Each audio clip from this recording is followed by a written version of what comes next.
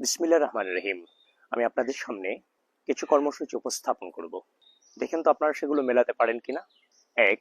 সর্বতোভাবে দেশের স্বাধীনতা, অখণ্ডতা এবং সার্বভৌমত্ব রক্ষা করা। ২.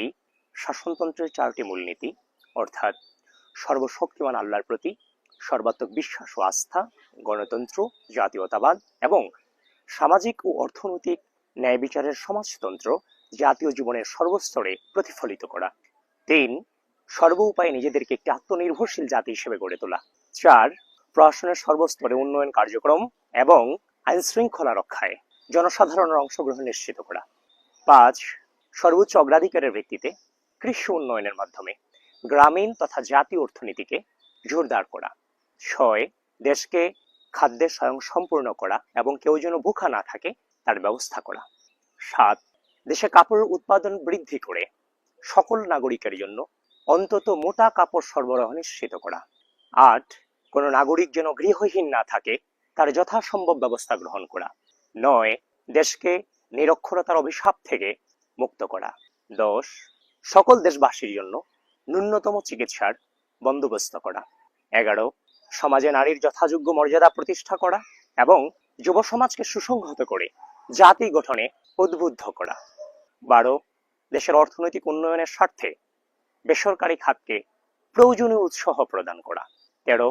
শ্রমিকদের অবস্থার উন্নতি সাধন এবং উৎপাদন বৃদ্ধির স্বার্থে সুস্থ শ্রমিক মালিক সম্পর্ক গড়ে তোলা।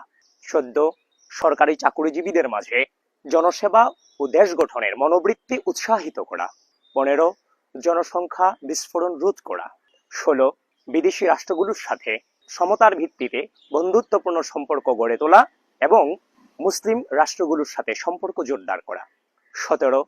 উন্নয়ন ও সংস্কার ব্যবস্থার বিকেন্দ্রীকরণ এবং স্থানীয় সরকারকে শক্তিশালী করা। ১৮.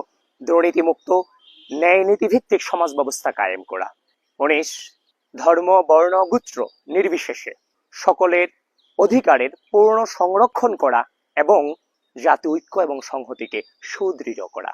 প্রিয় বন্ধুগণ, আপনাদের সামনে উপস্থাপিত এই ১৯টি কর্মসূচি মহান স্বাধীনতার ঘোষক বাংলাদেশের প্রথম নির্বাচিত রাষ্ট্রপতি শহীদ রাষ্ট্রপতি জিয়াউর রহমান বীর উত্তম কর্তৃক প্রণীত রাষ্ট্র কাঠামো মেরামতের ১৯ দফা কর্মসূচি।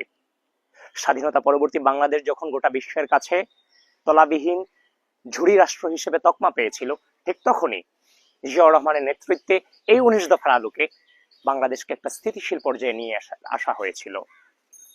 এবং আজকে যে আমরা ৩১ দফার প্রচার প্রসার চারদিকে করে যাচ্ছি, এই ১৯ দফা যেন ৩১ দফারই সারসংক্ষেপ।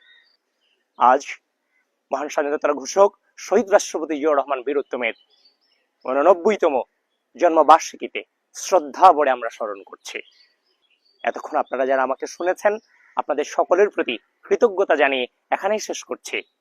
শহীদ রাষ্ট্রপতি জিয়াউর রহমান বীর উত্তম অমর হোক, বাংলাদেশ জিন্দাবাদ।